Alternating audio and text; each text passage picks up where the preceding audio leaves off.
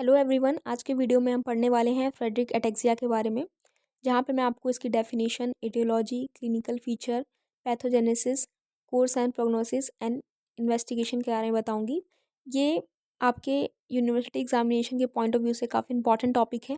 यहाँ पे मैंने आपको नोट फॉर्म में प्रोवाइड करवाया है, जैसे आपको एग्जामिनेशन में लिखना है, so you can note it down. So चलिए वीडियो को स्टार्ट करते हैं। स्टार्टिंग विद द डेफिनेशन, जो फ्रेडरिक एटेक्सिया होता है ये एक ऑटोजोमल रिसेसिव इनहेरिटेड यानी कि genetic progressive neurodegenerative disorder होता है। ये प्रोग्रेसिव है यानी कि आगे की तरफ बढ़ता ही जाता है ये डिसऑर्डर, और ये न्यूरो डिजेनरेटिव डिसऑर्डर होता है यानी कि जो न्यूरॉन्स होते हैं वो डिजेनरेट होना स्टार्ट होते हैं। ये कैरेक्टराइज होता है बाय स्पाइनो सेरिबेलर डिजेनरेशन से। जो हमारा स्पाइनो सेरिबेलर जो ट्रैक्ट होता है वो डिजेनरेट होता है, लॉस होता है इसके न्यूरॉन्स। इटियोलॉजी की बात करें तो जीन अफेक्टेड है। कौन सा जीन अफेक्टेड होता है? फ्रेटेक्सिन जीन। एज ऑफ ऑनसेट की बात करें तो ये बिफोर 25 ईयर जो है वो अफेक्ट करते हैं इंडिविजुअल को। यूजली 5 से 15 साल के जो लोग होते हैं उसमें इसका ज़्यादा इफेक्ट देखने को मिलता है। स्ट्रक्चर जो इन्वॉल्व होता है वो स्पाइनोसेरिबेलर ट्रैक्ट होता है। पोस्टीरियर कॉलम होता है स्पाइनल कॉर्ड का। अब पोस्टीरियर कॉलम जो है ना बच्चों, वो क्या करता है, वो फंक्शन करवाता है हमारे वाइब्रेशन का और प्रोप्रियोसेप्शन का। ठीक है। कॉर्टिकोस्पाइनल ट्रैक्ट ये डिसेंडिंग ट्रैक्ट होता है जो कि ब्रेन से सारी इन्फॉर्मेशन बॉडी को भेजता है, वॉलंटरी कंट्रोल करवाता है, फाइन मोटर को रेगुलेट करता है। अब जब यही इन्वॉल्व हो जाएगा तो इसके जो फंक्शन है वॉलंटरी कंट्रोल करवाने का और फाइन मोटर की एक्टिविटीज़ करवाने का, वो सारा लॉस हो जाएगा। फिर डॉर्सल रूट गैंग्लियन भी इन्वॉल्व है, सेरिबेलम भी इन्वॉल्व है।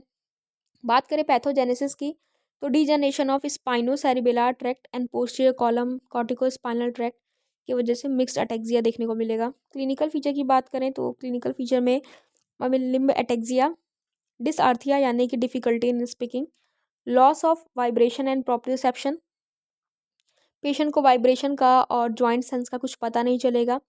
ए रिफ्लेक्सिया, एब्सेंट रिफ्लेक्सिस देखने को मिलेगा, whether it is your superficial और डीप। और हमें पोस्चरल डिफॉर्मिटीज़ भी देखने को मिलेगी ऐसे पेशेंट में, हेमाटोज, स्कोलियोसिस और पेस्केवस लाइक डिफॉर्मिटीज़।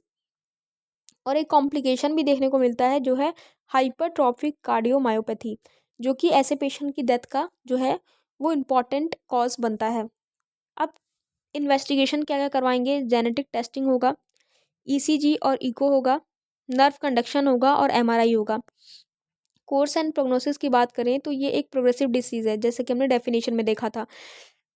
पेशेंट जो है वो 10 से 15 साल के अंदर ही व्हील चेयर बाउंड हो जाता है और पेशेंट की डेथ हो जाती है। और डेथ का जो मेन इंपॉर्टेंट कॉज होता है वो हमारा कार्डियोमायोपैथी होता है। अब बात करते हैं कि ये फ्रेटेक्सिन जीन जो है वो आखिर क्यों इतना इंपॉर्टेंट था। इसी के जो है इसी जीन में इफेक्ट पड़ रहा था तो उसकी वजह से फ्रेडरिक एटेक्सिया हो रहा था। तो आखिर में इसका यूज़ क्या है, क्यों ये इतना इंपॉर्टेंट है? तो देखो स्टूडेंट्स, जो फ्रेटेक्सिन होता है ये एक प्रोटीन होता है, ठीक है, जो कि स्टोर होता है, रखा रहता है अनयूज्ड आयरन के फॉर्म में, और ये तभी रिलीज किया जाता है जब भी आयरन की ज़रूरत होती है हमें।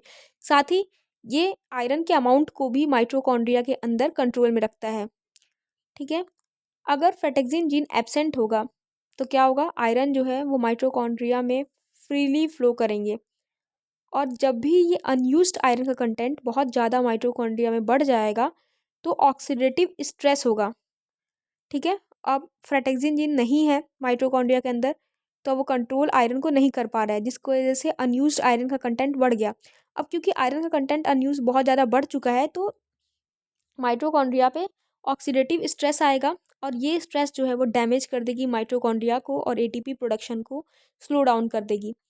तो एब्सेंस ऑफ फ्रेटेक्सिन जो है वो देखा जाए तो नर्वस सिस्टम को डिस्ट्रॉय कर रही है, डिस्ट्रक्शन कर रही है। कैसे?